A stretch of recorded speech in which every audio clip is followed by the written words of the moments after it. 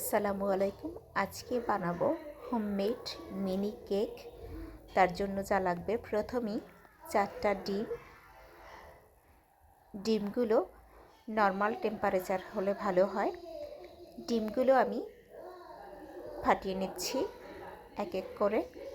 4টা ডিম ভেঙে নিয়ে এখন দেব স্বাদ মতো লবণ।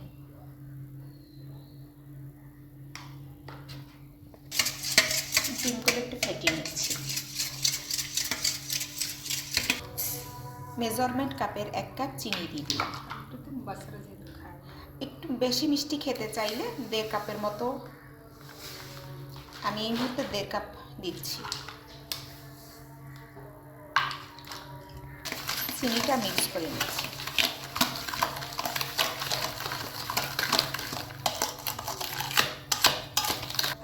এখন 1 কাপ পরিমাণে গুঁড়া দুধ দিয়ে দিচ্ছি, মেজারমেন্ট কাপের 1 কাপ। এখন এটা মিক্স করে নিচ্ছি, ভালো করে মিক্স করে নিতে হবে।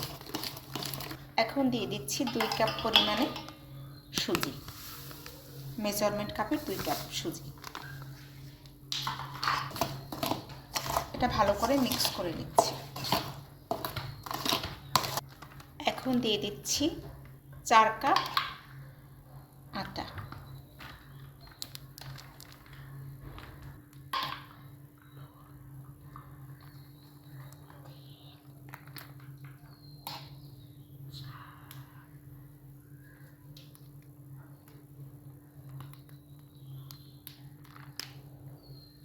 কাপ আটা দিয়ে ভালো করে মিক্স করে নিচ্ছি। ভালো করে মিক্স করে ডো তৈরি করছি।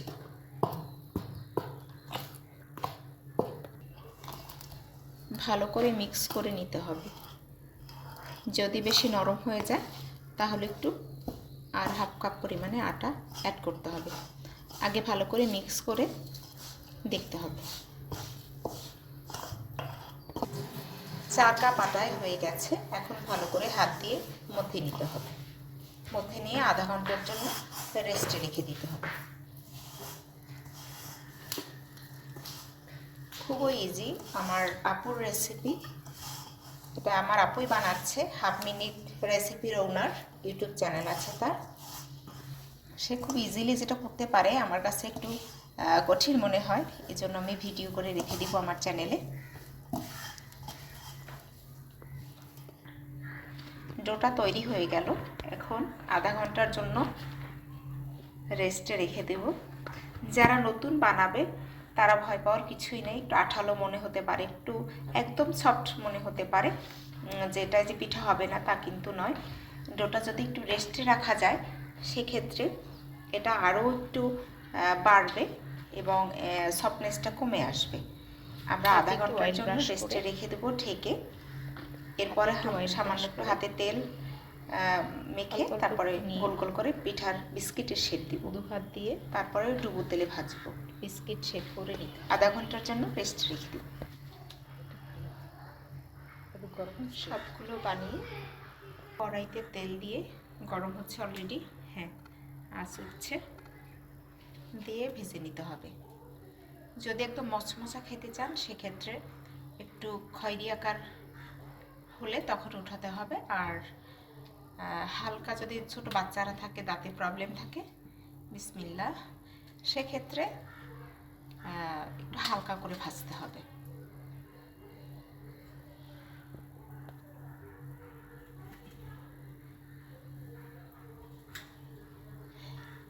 এই বিস্কিট পিঠাগুলো ডুবো তেলেই ভাজতে হয়, তা না হলে ফুলে না। এক সাইড হয়ে গেলে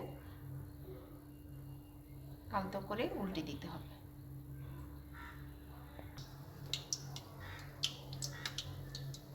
একদম ফুলে উঠছে, মাশাআল্লাহ।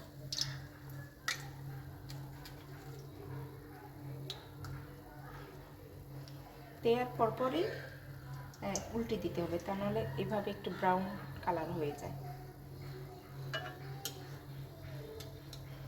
যখন একটু ডুবে যাবে, ফুলতে শুরু করবে,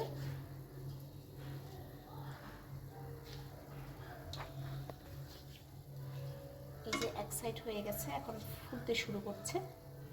এভাবে উল্টে দিতে হবে, তাহলে কিন্তু ব্রাউন শেপ হবে না, পুড়ে যাবে না অর্থাৎ। আর চুলার আঁচটা থাকবে মিডিয়াম লো আছে। এই যে একদম ফুলে গেছে মাশাআল্লাহ।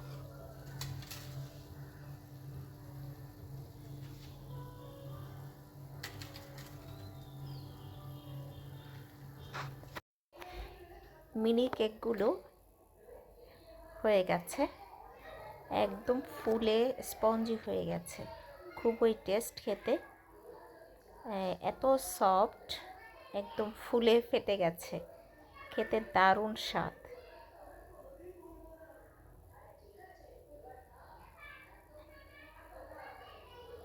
হালকা ব্রাউন শেপ হলেই তুলে নিতে হবে, তাহলে কিন্তু উপর সাইড পড়ে যাবে না, দেখতেও ভালো লাগবে, খেতেও সফট হবে। তো ফাইনালি আমার হয়ে গেল mini cake, homemade mini cake. R K cooking world by Rimi Karim YouTube চ্যানেলটি সাবস্ক্রাইব করে পুরো রেসিপিটি দেখে নেবেন। ভালো থাকবেন, সুস্থ থাকবেন, সবার জন্য শুভকামনা। আসসালামু আলাইকুম।